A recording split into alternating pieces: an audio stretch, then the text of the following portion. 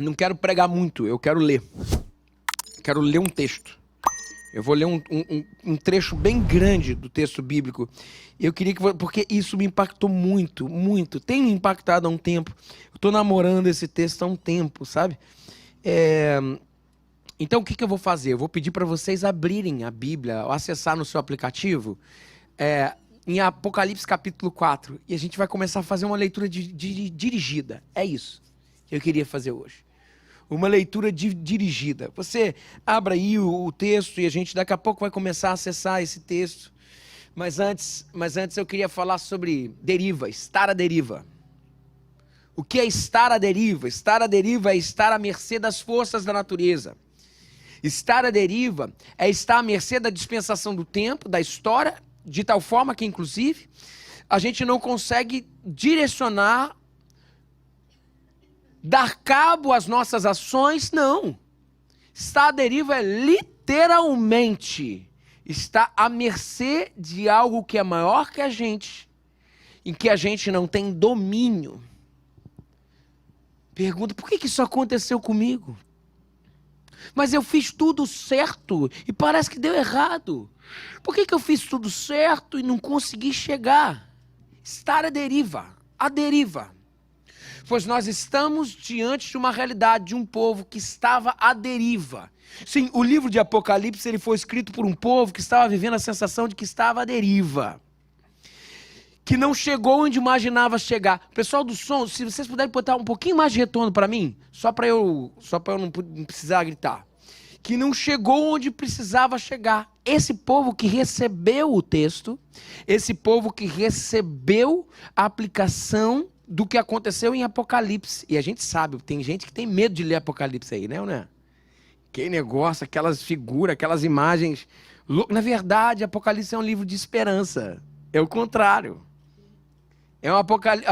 Eu gosto dos meus cameramen que eles vão interagindo. Gostei, vai firme.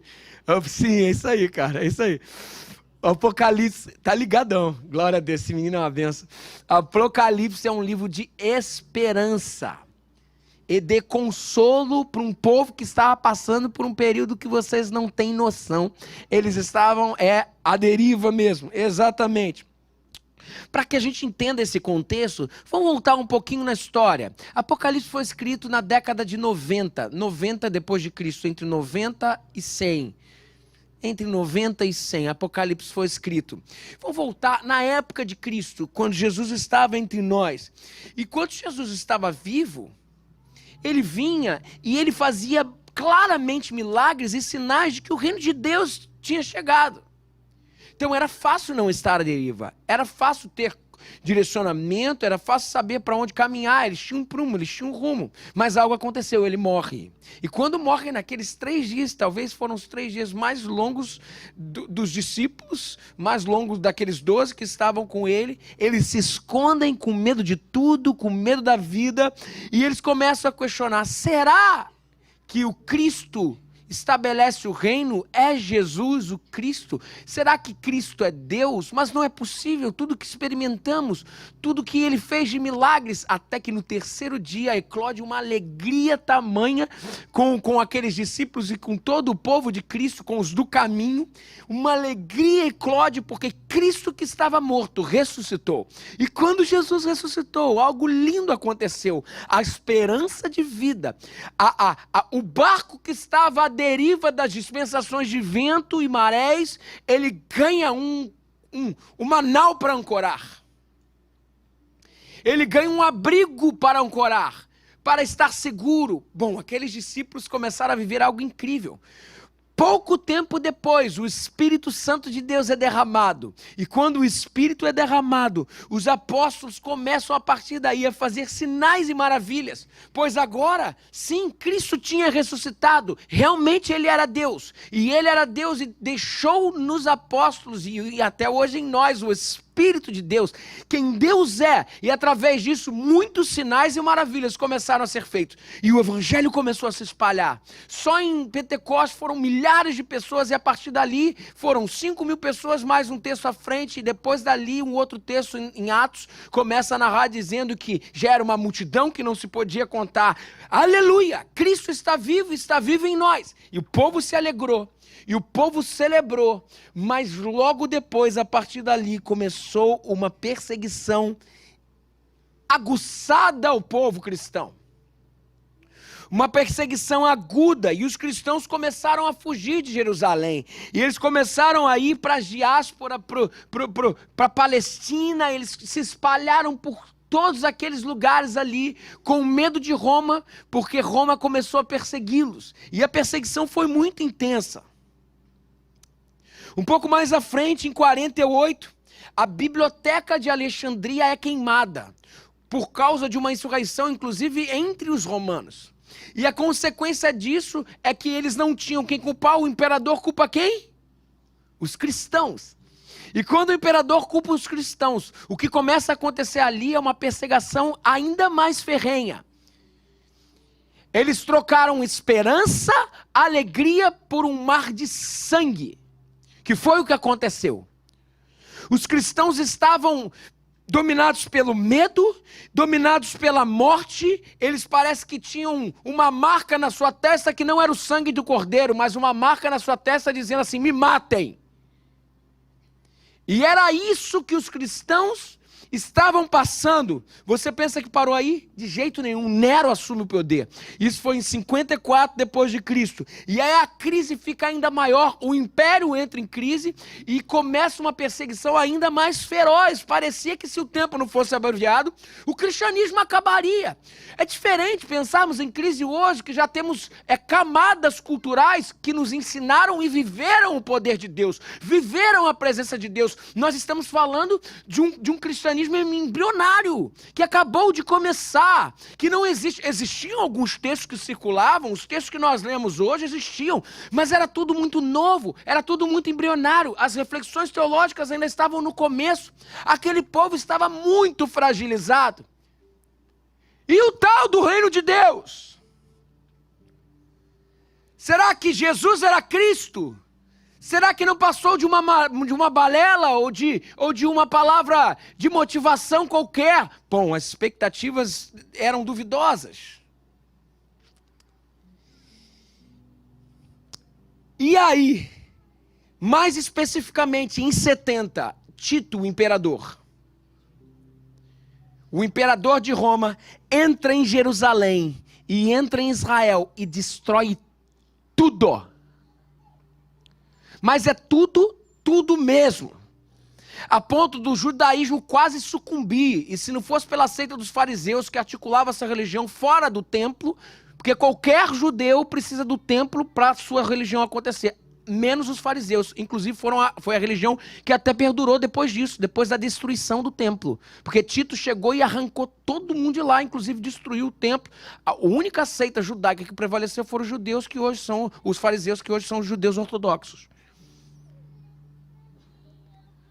O templo foi destruído. Os cristãos eram queimados. O sangue dos cristãos era um mar que corriam pelas ruas. A gente está falando de um período de 40 anos, porque Jesus morreu, sei lá, com 33 e ressuscitou, e a partir daí nós estamos indo para 70. Década de 70, de 70 a 90, a coisa só piorou até que entra no poder um imperador chamado Domiciano. Domiciano é conhecido pela história como o maior perseguidor do evangelho, ferrenho. E aí nós chegamos na década de 90, onde Domiciano estava no poder. E os cristãos estavam acuados, e já tinham se passado 2 gerações, porque a geração naquela época era de 40 e 40 anos, já tinham se passado 2 gerações, e a imagem do querigma, o querigma é quando Cristo esteve no mundo, estava talvez se diluindo, falando, será que aquilo não foi alguma coisa pontual na história?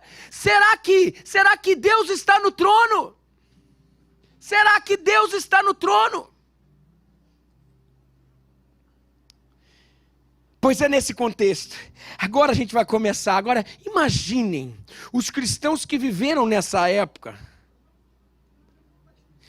Sem dúvida, há um abalo incrível na consciência de que Deus está presente. O pensamento dos cristãos provavelmente era: realmente, estamos à deriva.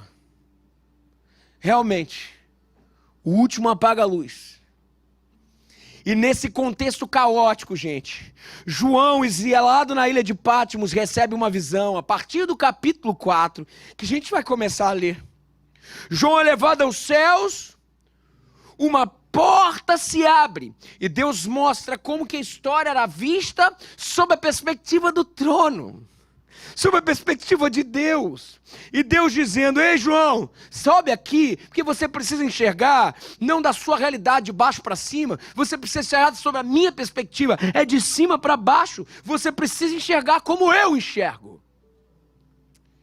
Pois nós vamos ler sobre o prisma, o texto agora, como se a realidade em que nós vivemos, e talvez a sua situação é caótica, a situação você não consegue dar sentido, talvez estar à deriva é o mínimo que você está, e é como se hoje Deus pegasse a gente pela mão e falasse assim: ei Everton, ei Priscila, ei Renata, ei Eduardo, venha comigo, eu quero te levar para a sala do trono e olhar como eu olho a história. Olha isso. Agora respira fundo, porque a gente vai começar a ler o texto. Versículo 1, Apocalipse capítulo 4. Depois dessas coisas, olhei e diante de mim estava uma porta aberta no céu. A voz que eu tinha ouvido no princípio, falando comigo como trombeta, disse: suba para cá e lhe mostrarei o que deve acontecer depois dessas coisas. Gente, para os cristãos do primeiro século, quando eles leram esse texto, o tempo que eles viviam era confuso. Os tempos que eles tinham geravam confusão. Os tempos que eles eram difusos. Eles estavam temerosos. Eles não sabiam que caminho tomar. Afinal, quem eles viam que estava sentado no trono era diferente do que o texto falava. Quem eles viam que estava sentado no trono era o imperador. Era Domiciano, era César, e ele vinha com um rolo compressor contra os cristãos. E diz a palavra que João tinha diante dele uma porta aberta no céu, e ele tinha que subir para lá, e assim continua o texto: imediatamente me vi tomado pelo Espírito. E diante de mim estava um trono no céu, e nele estava sentado alguém.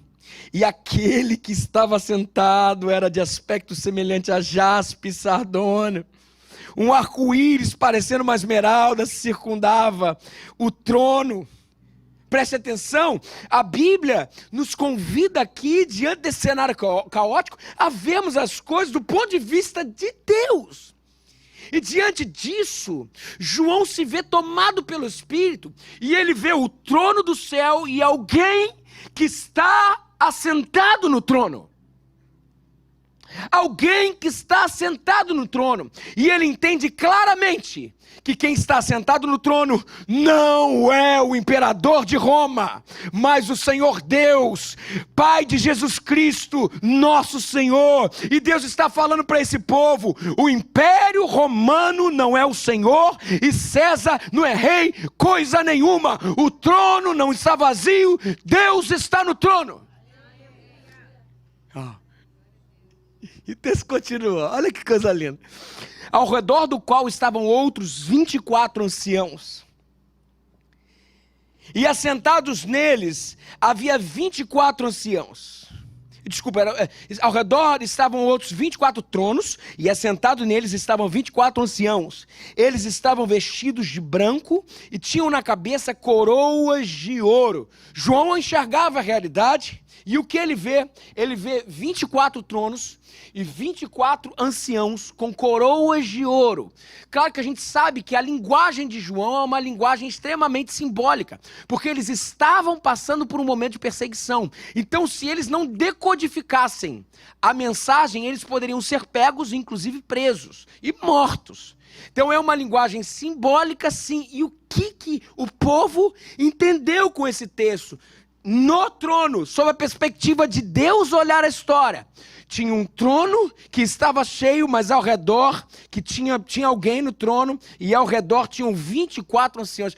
O que esses 24 anciãos têm a dizer? Bom, os estudiosos são claros e únicos em dizer que os 24 anciãos é uma relação de 12 vezes 2. 12 porque ele está falando sobre as 12 tribos de Israel. Ou seja, ele está falando sobre a antiga aliança. A antiga aliança. Isso é referência àquilo que envolve o agir de Deus no contexto da antiga aliança, antes de Jesus.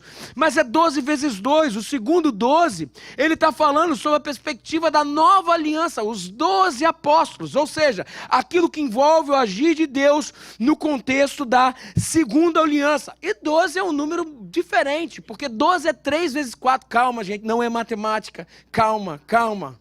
Não fiquem com medo. Mas olha que coisa incrível, gente. Olha que, vamos entender o sim, para a gente entender o tamanho, a grandeza do Senhor que está no trono, do que está fazendo aqui, ó, do que Deus está propondo para a gente hoje.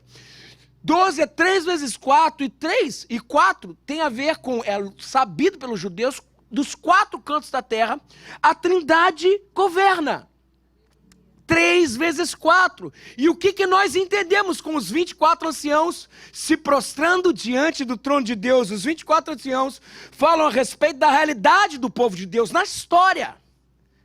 A antiga aliança e a nova aliança, a realidade daqueles que fazem parte de toda a antiguidade, até a realidade de agora, nos 4 cantos da terra, porque Deus não é somente aquele que está sentado no trono, Ele é o Senhor da história e o Senhor da história da redenção.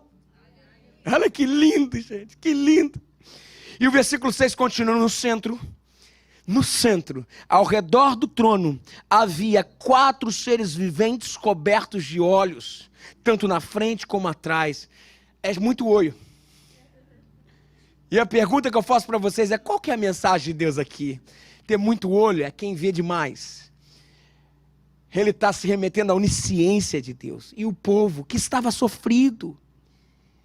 O povo de Israel, aqueles escravos da Palestina, estavam sofridos e eles não sabem de fato o que é ter esperança. Parece que quem domina no mundo é Roma, parece que o governador é Domiciano, aí parece que as coisas estão fora do controle, mas Deus nos lembra essa manhã que Ele tudo vê. O trono não está vazio, Deus está no trono.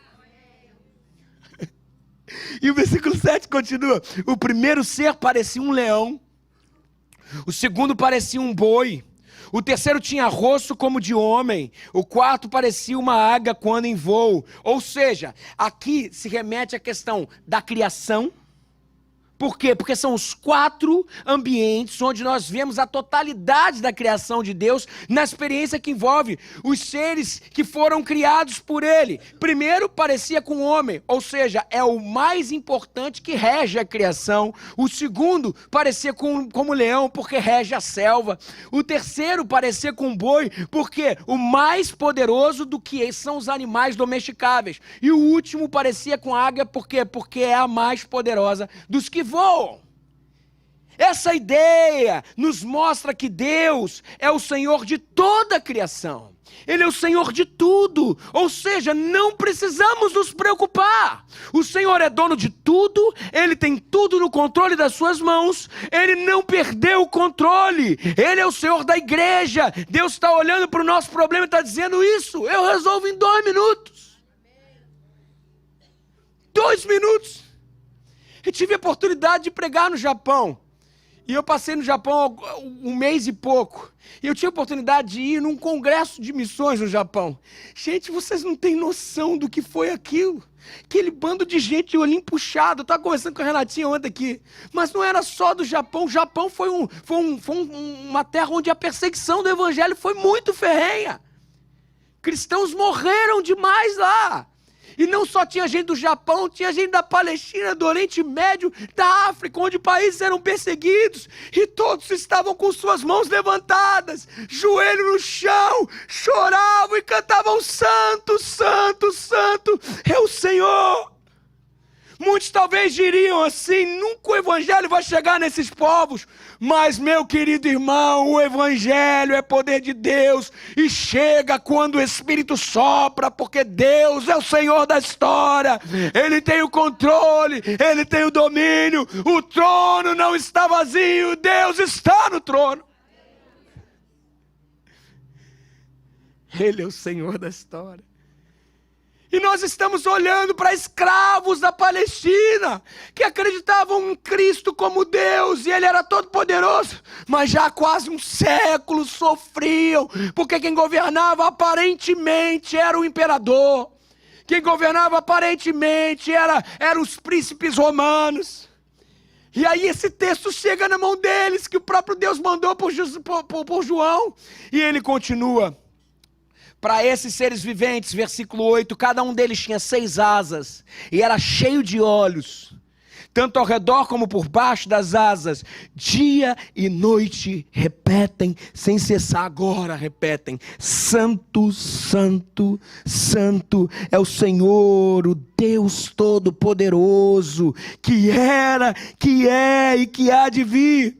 E todas as vezes que os seres viventes dão glória, ou seja, todas as vezes que a criação glorifica, que dá glória, dá honra e graças àquele que está sentado no trono e que vive para todo sempre, os 24 anciãos se prostram. A história da redenção e toda a humanidade até os dias de hoje se prostram e eles dizem diante daquele que está sentado no trono, adoram aquele que vive para todo sempre, e eles lançam suas coroas diante do trono e dizem: Tu, Senhor e Deus nosso, és digno de receber a glória, és digno de receber a honra e o poder, porque criaste todas as coisas e por tua vontade elas existem e foram criadas.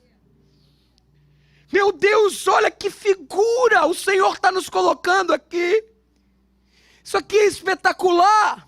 A história da redenção, os 24 anciões, assim como todos os remidos, toda a criação, os 4 seres viventes se prostram diante do Cordeiro de Deus. Ele tem o domínio da história, nada fugiu ao seu controle, e todos aqueles que têm alguma coroa, olha que lindo isso aqui, todos aqueles, os 24 anciãos se prostram diante do que está sentado no trono em adoração, e eles lançam suas coroas, versículo 10, diante do trono, ou seja, todos aqueles que têm algum crédito, alguma coroa, jogam suas coroas ao chão, admitindo quem de fato é Rei dos Reis. O Senhor é o Criador de todas as coisas, e Ele é o agente da redenção humana. Tudo existe nele, por meio dele, e volta para Ele. Que coisa linda! Que coisa incrível! Mas a coisa vai melhorar. Nós estamos diante de um ato. Pensem num musical. Começou com 24 anciãos e 4 seres viventes. Um grupo pequeno de coral. Agora vai começar de fato, depois dessa introdução, vai começar uma ação. E daqui a pouco isso vai ganhando forma, vai ficando cada vez maior. Olha o capítulo 5, fala assim: Então vi na mão direita daquele que está sentado no trono um livro em forma de rolo, escrito de ambos os lados e selados com 7 selos. Aquele que está sentado no trono. Conseguem imaginar? Um livro em suas mãos. Vi um anjo poderoso proclamando em alta voz: Quem é digno de romper os selos até abrir e de abrir o livro? Bom, esse livro era o livro da história da humanidade. A partir dali os selos gerariam juízo e a história terminaria com o triunfo do Cordeiro. Esse livro é o livro da história da humanidade. A pergunta que o anjo aqui está fazendo é uma só: quem é digno de abrir o livro? Quem é dono da história? É isso que ele pergunta. Quem é dono da história? Quem tem a história nas suas mãos? Quem rege a história? E o texto continua, olha o que João fez. Mas não havia ninguém, nem no céu, nem na terra, nem debaixo da terra, que podia abrir o livro ou sequer olhar para ele. E a consequência que João fez é o seguinte: eu chorava muito, porque não se encontrou ninguém que fosse digno de abrir o livro e de olhar para ele. Lembrando aqui que João talvez aqui seria o único que poderia ser digno de abrir. Porque João era o último dos apóstolos que não tinha morrido. O resto tinha morrido martirizado. O resto tinha morrido no machado. O resto tinha morrido crucificado. Todos morreram de forma horrível. João aqui está bem velhinho, numa ilha de 34 quilômetros quadrados, a 5 horas da cidade de Éfeso. Ou seja, nós estamos falando de um pobre coitado que viu que o seu sonho, parece que tudo foi por água abaixo. Ele viveu com Cristo, mas parecia que tudo, nada tinha valido a pena. Ele estava destruído, acabado. Talvez ele poderia abrir esse livro, mas ninguém se achou digno. E aqui vem o momento mais dramático dessa peça, porque afinal de contas, e tudo que a gente fez, valeu a pena? Será que a minha vida foi em vão? É o que João pergunta nesse momento. Será que tudo que eu entreguei, todas as minhas renúncias, andar com Cristo, depois disso tudo foi falácia? Isso tudo foi uma farsa? A história está cheia de momentos assim, parece que nada faz sentido, sabe? Começou com Adão e Eva, que era para viver em comunhão com Deus e com eles, e eles erraram, eles comeram o fruto proibido, e alguém gritou: e agora, Deus? Aí Jesus falou: não tem problema, do ventre da mulher sairá um varão que pisará na cabeça da serpente. Sabe por quê? Porque eu sempre dou um jeito, diz o Senhor, agindo eu, quem impedirá? Depois o povo cresceu, o povo começou a crescer. Nós queremos ser igual a Deus. Começaram a construir uma torre. E construir uma torre alta, porque eles queriam ser igual a Deus. E agora, Deus? O que a gente vai fazer? E Deus falou assim: não tem problema. Obrigado, meu querido. Isso aqui é assim, eu estou todo sujo. Daí você deu só dá. Isso aqui, né? Obrigado. Obrigado pelo seu serviço, tá? Me abençoou muito. E agora, Deus?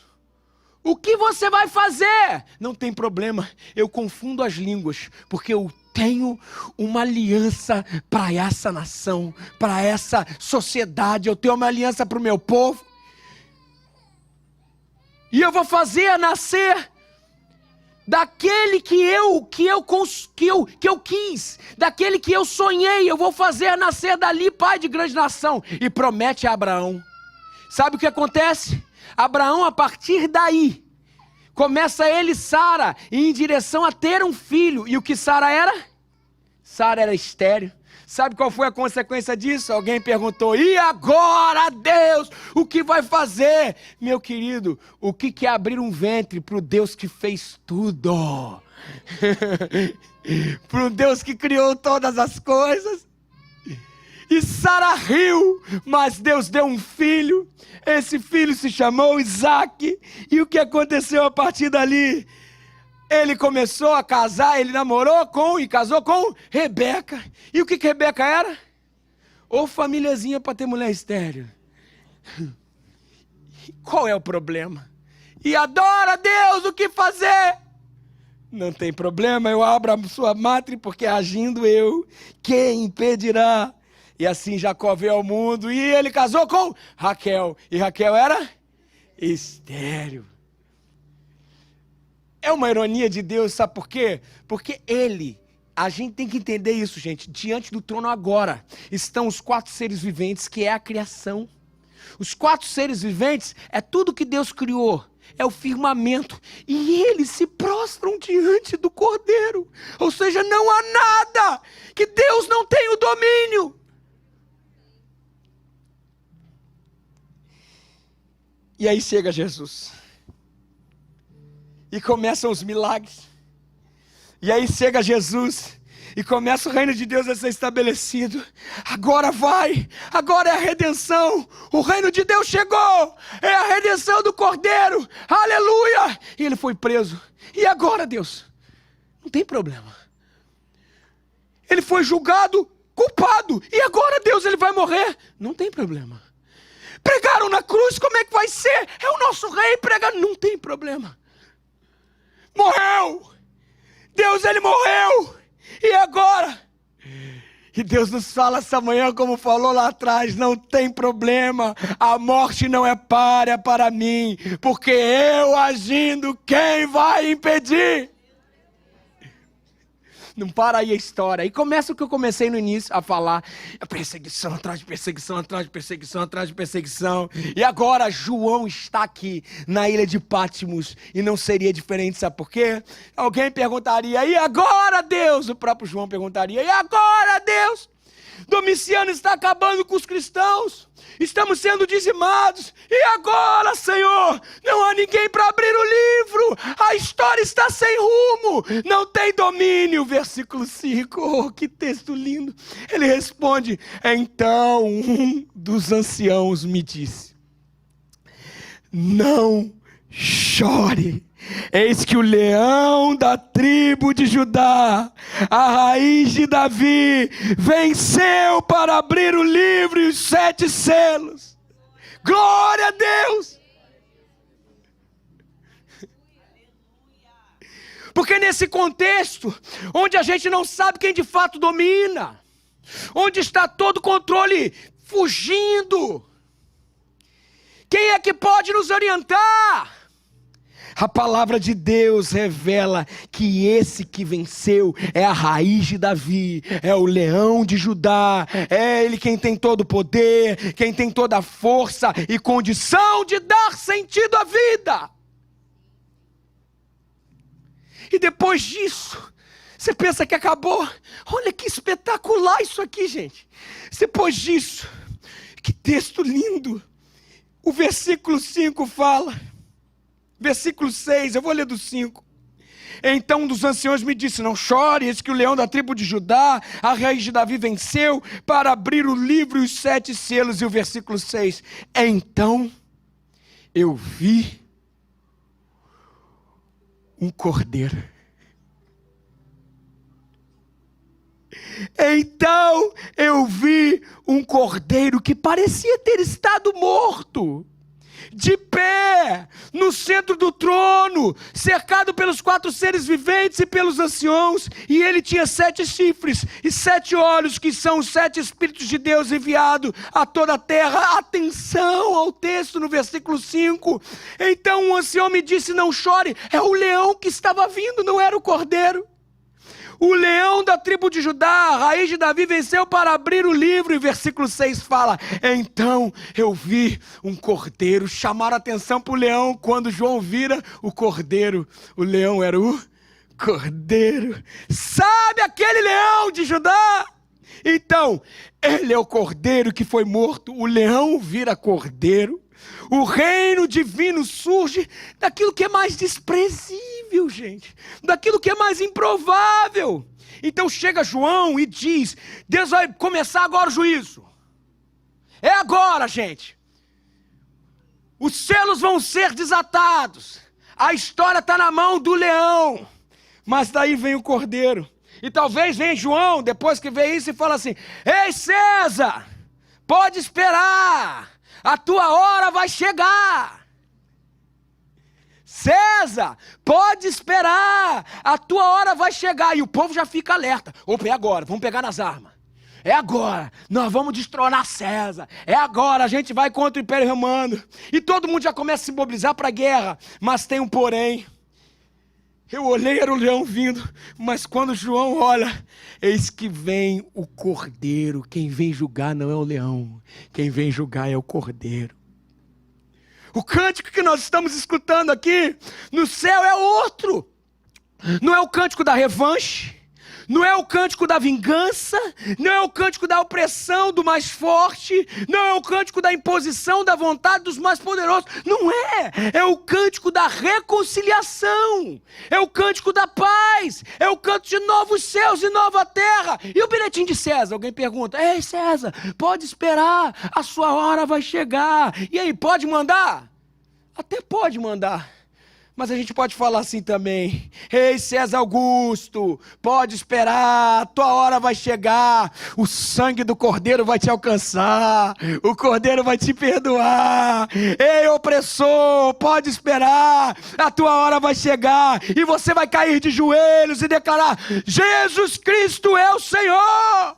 Você vai cair de joelho e entender que você não precisa oprimir para dar sentido à sua vida. Você não precisa bater para dar sentido ao seu casamento. Você vai aprender, corrupto, que você não precisa se corromper para que você tenha uma vida que considere satisfatória. Que imagem linda! É um reino às avessas, é ou não é? O cordeiro, o leão não é leão, é o cordeiro que julga, é o príncipe da paz, o Deus da reconciliação. A sua hora vai chegar, em que você vai trocar olhares com o leão, e eu falo isso para você essa manhã, no nome de Jesus, em que você vai trocar olhares com o leão, mas ele não será mais, ele é o cordeiro, e te pede arrependimento, e te pede recomeço. E quem venceu? João olhava para aquilo tudo, o povo sofrendo lá embaixo. João olhava diante dessa visão e a pergunta é: quem venceu? E João sabia e entendia, porque Deus o mostrou, não foram os poderosos. Faraó estava de joelhos, Nabucodonosor estava de joelhos, Domiciano estava de joelhos, Ciro estava de joelho, e todos os grandes conquistadores da história. E quem está de pé? Quem está de pé ao lado do trono que foi morto, mas está vivo e reinará para todo sempre? O versículo 6 diz: então vi um cordeiro que parecia estar morto, mas de pé estava no centro do trono, cercado pelos 4 seres viventes e pelos anciãos. Ele tinha 7 chifres e 7 olhos, que são os 7 Espíritos de Deus, enviados a toda a terra. O cordeiro está no centro da adoração. O cordeiro está no centro, cercado por seres viventes, ou seja, cercado pela criação e pelos anciãos, por aqueles que fazem parte da história da redenção. E o texto ainda é maior que isso, gente. Agora, preparem para o grande finale. Ele se apresentou, versículo 7, recebeu o livro da mão direita daquele que estava sentado no trono, do próprio Pai. E ao receber o livro, os 4 seres viventes, a criação, e os 24 anciãos, a história da redenção, prostraram-se diante do Cordeiro. Cada um deles tinha uma harpa. Olha isso aqui, que texto lindo. Olha isso, e taças de ouro. Atenção a isso. Cheias de incenso. E o que são esses incensos? Eles são as orações dos santos. E cantavam um cântico novo. Aqui começa a grande música, a celebração da grande ressurreição. Ah, como eu me identifico com o Handel quando compôs o Messias, e não conseguia nem dormir nem comer enquanto compunha, mediante a grandeza e o domínio do Cordeiro simples de Deus que foi morto, mas está vivo e é o leão. Isso nasce num contexto extraordinário, em que os anciãos e os seres viventes chegam com harpa. Atenção a isso, chegam com harpa, e aquilo que a gente nunca imaginou que aconteceria. Eles chegam com ouro e incenso. E o que é esse incenso? Olha que lindo, aparece numa hora tão impressionante essa realidade. Esse incenso é a sua, é a minha, é a nossa oração. Sabe aquela oração que a gente imaginou que Deus nunca ouviu? Sabe aquela oração que a gente falou: estou esquecido nesse mundo? E Deus fala pra gente: eu não me esqueci delas. Eu trago diante do Cordeiro e ofereço isso ao Pai. No nome de Jesus, não duvide. Deus escuta as nossas orações. O trono não está vazio, Deus está no trono.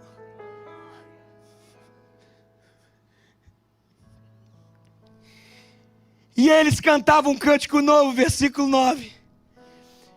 Tu és digno de receber o livro e de abrir os seus selos, pois foste morto, e com teu sangue compraste para Deus homens de toda a tribo, língua, povo e nação. Tu os constituísse reino e sacerdócio para o nosso Deus, e eles reinarão sobre a terra. E a gente não faz ideia do que isso significa, porque quem domina todo o povo, língua e nação nesse momento, para esse povo é Domiciano. Quem domina é o Império Romano. O que eram esses judeus esquecidos num canto da Palestina? Eles eram escravos, escutando essa mensagem de João. Mas quando todos diante do trono celebram aquilo que foi desvendado, quando o livro é aberto e os selos são quebrados, sabe qual é o recado do cordeiro que foi morto para eles? Ele foi lá no mercado de escravos comprar gente indigna, gente sem valor, que é um lixo para a sociedade, mas se tornam gente agora diante do Cordeiro de Deus. Eu, você, gente louca, indigna, pecadora, totalmente descredibilizada, é gente que se torna digna diante do Cordeiro de Deus.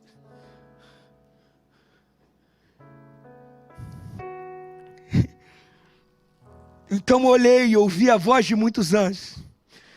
Antes eram 24. E 4 seres viventes. E entrou um mensageiro. Quem é? E entra o Cordeiro e o Pai no trono. Ainda é um grupo pequeno. Agora, gente, o negócio vai ficar muito maior. Então eu olhei e ouvi a voz de muitos anjos. Milhares e milhares e milhões de anjos. Eles rodeavam o trono, bem como os seres viventes e os anciãos, e cantavam em alta voz. Agora já não são mais apenas os anciãos e os seres viventes, agora são milhões de anjos. É como se agora a história da redenção, junto com a história da criação, se unisse à história celestial. Milhares e milhares e milhões de anjos. E como um grande coro, todo o céu, diante do Cordeiro que estava no centro, que era leão, mas é Cordeiro, que agora foi morto, mas ressuscitou, e diante dele todo o céu se prostra, e canta em alta voz, caminhando para o nosso final. Olha o grande finale, o triunfo do Cordeiro. Vocês querem saber a verdade? Eu creio que nós estamos caminhando para o fim, gente. A gente sempre falou isso de forma alegórica, todo mundo tem que ver, toda língua vai confessar. E a gente falava assim, tem alguém que se converteu na Ásia, então o continente já foi. Mas o Senhor tem nos mostrado o contrário. Com a internet agora, está tudo se espalhando. O reino de Deus está quase estabelecido, nós estamos diante dessa iminente realidade. O pastor Saião, que é o pastor que foi meu reitor de seminário, ele me contou um negócio um dia que eu fiquei impressionado. Ele falou que ele é muito envolvido com missões. Ele falou que lá no Líbano, onde o evangelho não pode entrar, Jesus está aparecendo para as pessoas. Aparecendo para as pessoas, falando assim, eu sou aquele Jesus que vocês têm perseguido. E muçulmanos têm se convertido ao Senhor. O reino está próximo. Está próximo. Esse evangelho do reino vem crescendo com força total. Nunca na história acontece o que acontece hoje no século 21. Toda língua tem possibilidade de confessar. Todos podem crer. Exatamente isso. E esse coro agora só vem aumentando. Essa é a verdade. Você acha que é muitos anciãos e seres viventes? Agora chegaram os anjos. A gente recebeu uma contratação de peso. Milhares e milhares. Graças a Deus, o pessoal que não sabe cantar, né? Aleluia. Porque tem gente que pode ajudar. Milhares e milhares e milhões de anjos cercam o Cordeiro. Imaginem a cena, gente. Me ajudem com isso. Cercam o Cordeiro, ele está no centro. E todos cantam numa só voz. Versículo 11. Digno é o Cordeiro que foi morto de receber poder, riqueza, sabedoria, força, honra e glória. Depois que a história da redenção se pronuncia junto com os anjos, e a história da criação, agora, pensa o quê? A gente não está aqui ainda não, agora nós vamos entrar. Olha aqui, você tem que decorar esse negócio aqui, porque você precisa fazer bonito. E assim diz o texto, versículo 13. Depois ouvi toda criatura existente no céu e na terra, não apenas a história da redenção, não apenas a história da criação, não apenas a história celestial, toda criatura. Agora antes estava num grupinho, agora era um grupo maior que tinha milhares e milhões, mas agora é todo mundo da história, todo mundo que está para vir, todo mundo.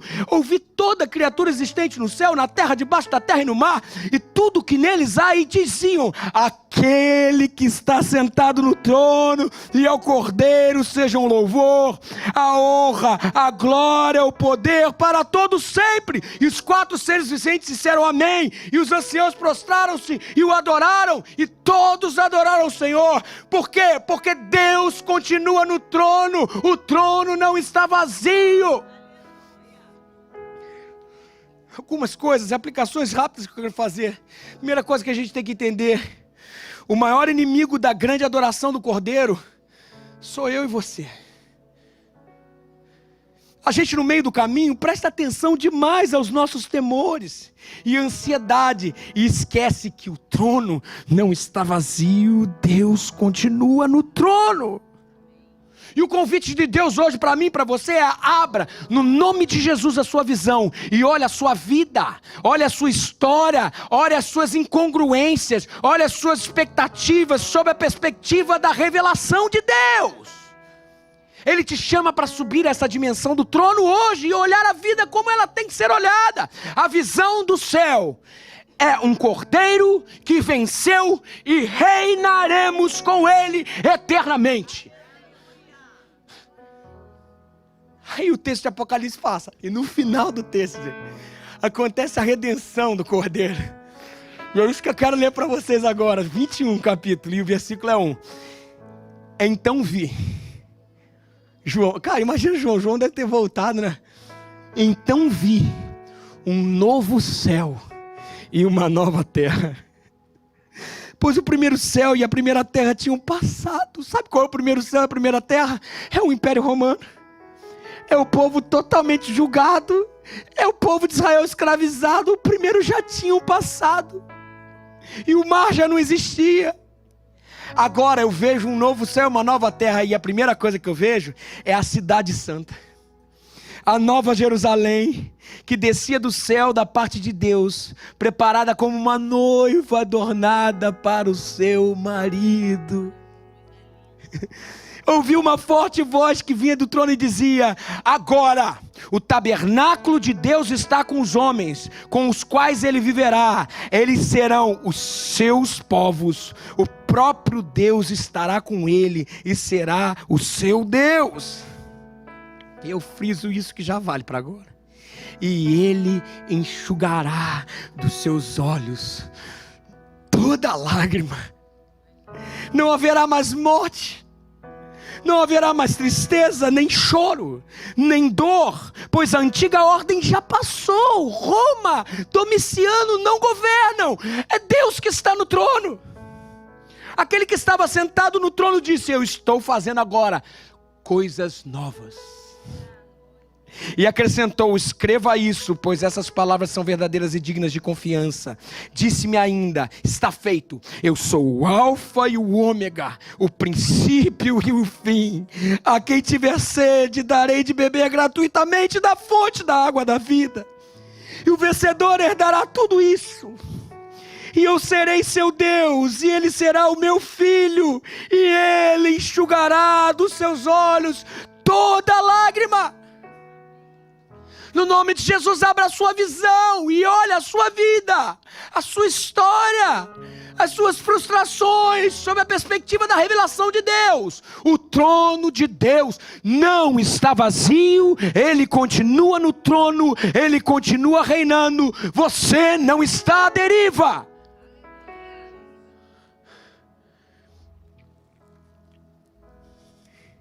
E no silêncio da noite, em resposta à dor de quem está sofrendo, tenha certeza, meu irmão e minha irmã, Deus está atuando de uma maneira que a gente não consegue perceber e discernir.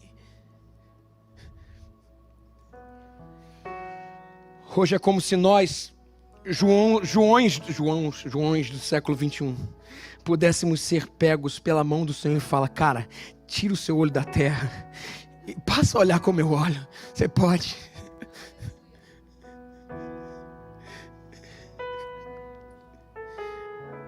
Eu vou só repetir o texto. É o que João estava fazendo, eu chorava muito, porque não encontrou ninguém que fosse digno de abrir o livro. Ou seja, a história está desgovernada, a gente não pode fazer nada.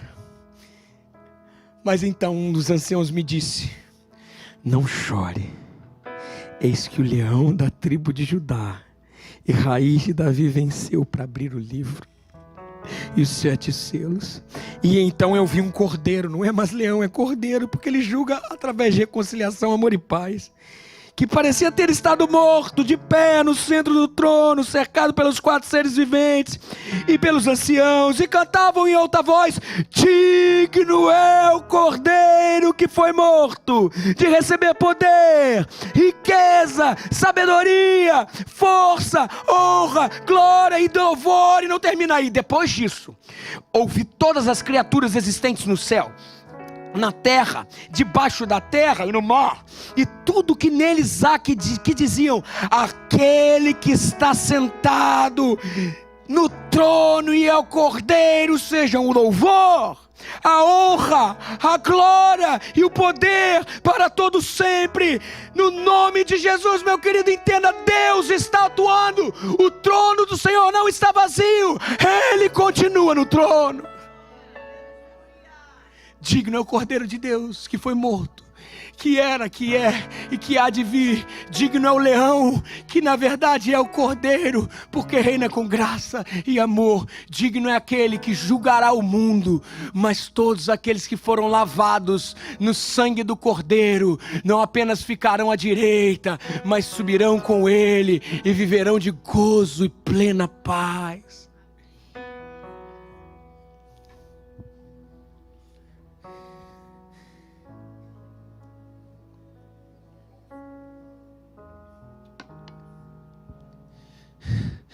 Eu ouvi falar de águas cristalinas, cercada por montanhas majestosas, exibindo a vegetação. Ouvi dizer que suas flores nunca murcharão, e tudo nessa terra é feito para durar para sempre. Presta atenção, ó. Quanta alegria penso nos meus filhos, brincando até bem tarde com os seus amigos no nosso jardim. E sinto segurança ao imaginar que a maldade não existirá no coração dos homens. E eu sei que perto eu terei os meus amigos, aqui eles não vão embora. Não há doença que os atinja, não há distância que desuna. A casa fica cheia e sempre estará repleta de alegria e eterna gratidão. Aquele que nos trouxe aqui, aquele que nos permitiu entrar às portas como herdeiros do seu reino de amor. Que a glória seja dada a ti, Cordeiro que nos resgatou em terras estrangeiras, para desfrutarmos a alegria eterna no Senhor.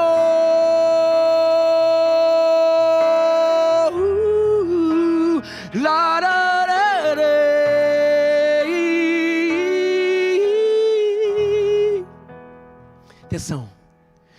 Ouçam os moradores com seus instrumentos,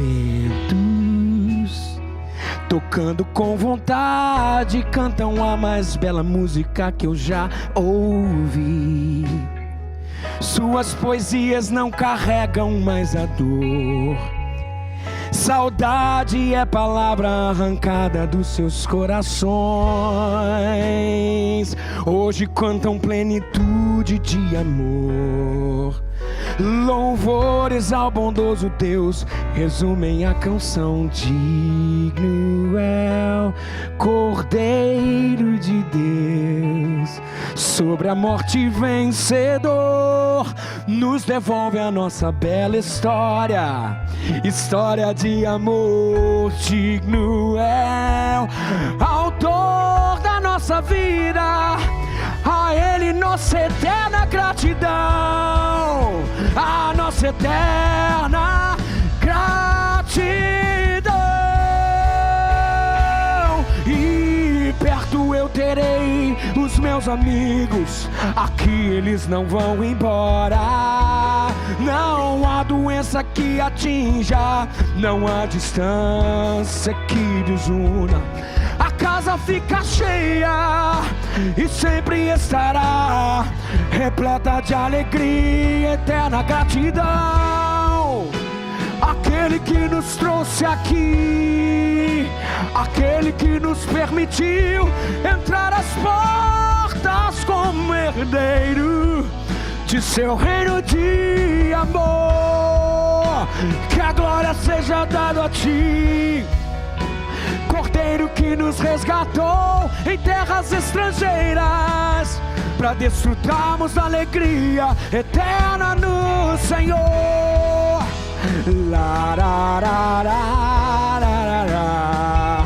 Sobre a morte é vencedor, nos devolve a nossa bela história, história de amor.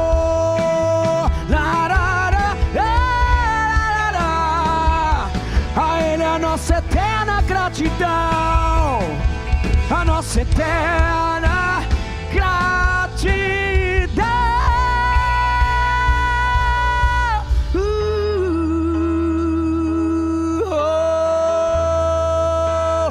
Eu quero te convidar nesse momento a ficar de pé e unir a sua voz ao que está acontecendo agora diante do trono do Senhor, dizendo: ao Cordeiro seja a honra, ao Cordeiro seja a glória, ao Cordeiro seja o domínio. Vamos cantar, dizer ao que está sentado, ao que está sentado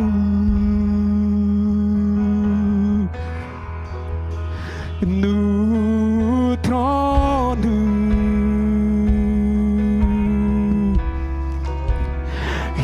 ao Cordeiro, seja o louvor,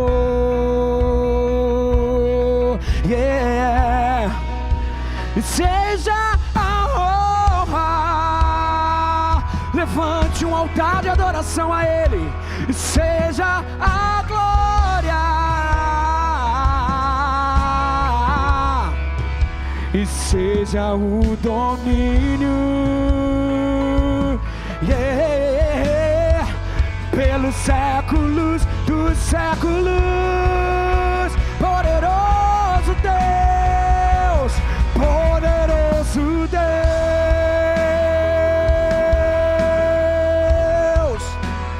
poderoso Deus,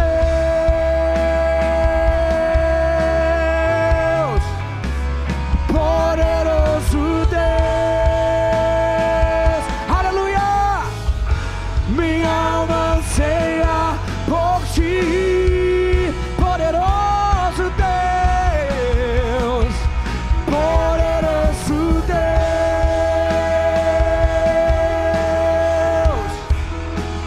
poderoso Deus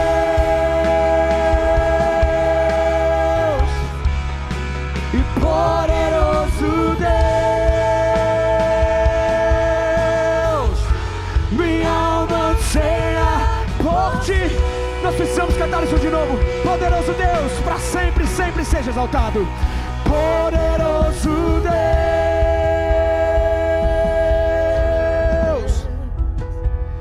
poderoso Deus,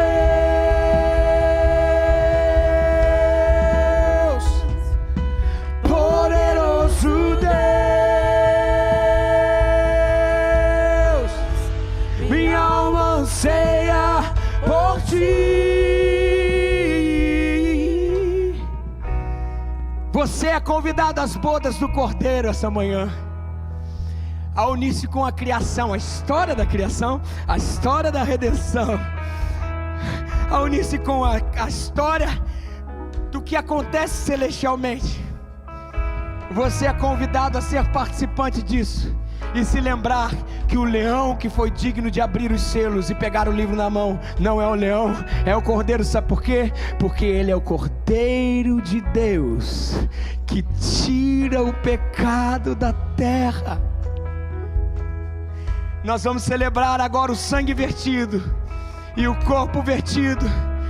Se você é servo de Deus, está em comunhão com a sua igreja, nesse momento você precisa participar.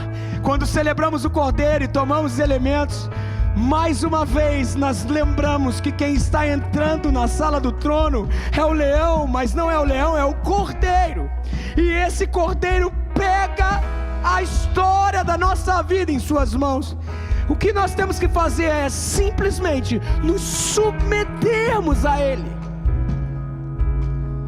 E à medida que participamos desse, que é um símbolo da nossa fé, quando comermos, quando bebermos, lembre-se, a Ele a nossa eterna gratidão. Digno é o Cordeiro de Deus de receber a glória, a honra, o louvor e o poder. Porque percebi do Senhor o que também entreguei a vocês, que o Senhor Jesus, na noite em que foi traído, tomou o pão, e tendo dado graças, o partiu e disse: este é o meu corpo que é dado em favor de vós, façam isso em memória de mim. E em obediência à ordem do Senhor, comamos o pão. Tu és poderoso Deus, poderoso Deus,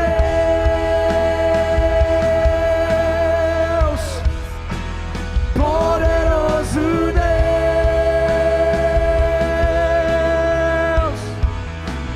poderoso Deus.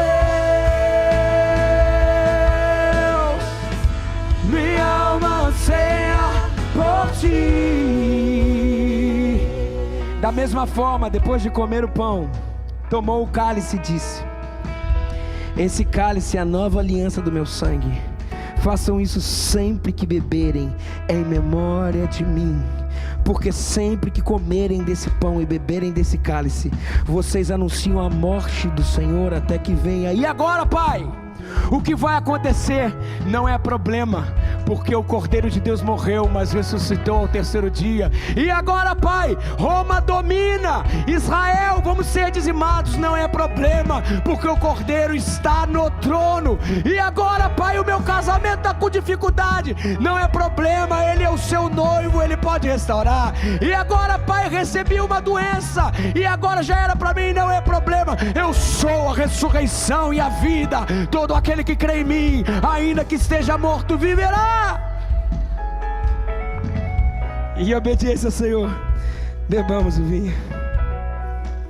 Poderoso Deus,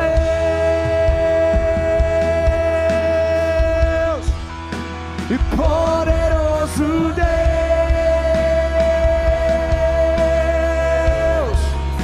e poderoso Deus, minha alma anseia por ti. Vamos falar mais uma vez: poderoso Deus, poderoso Deus, e poderoso Deus,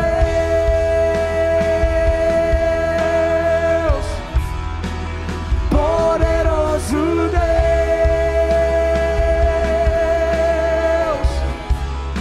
e poderoso Deus, minha alma anseia por ti. E ao que está centrado no trono seja o domínio, a honra, a glória e o poder. As nossas vidas são suas, Senhor, e o seu sacrifício não foi em vão.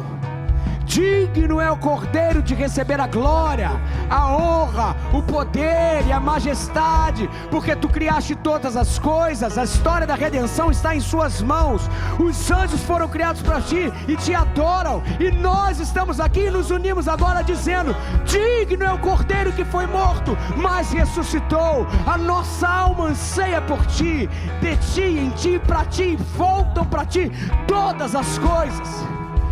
E que esse Cordeiro, que é Cordeiro da paz, nos alcance essa manhã. E que o Senhor te abençoe e te guarde. E faça resplandecer o seu rosto sobre ti. E tenha misericórdia de ti. Que o Senhor sobre ti levante o seu rosto e te dê a paz. No nome de Jesus, amém. Deus te abençoe, meu querido. Ótima semana, querido.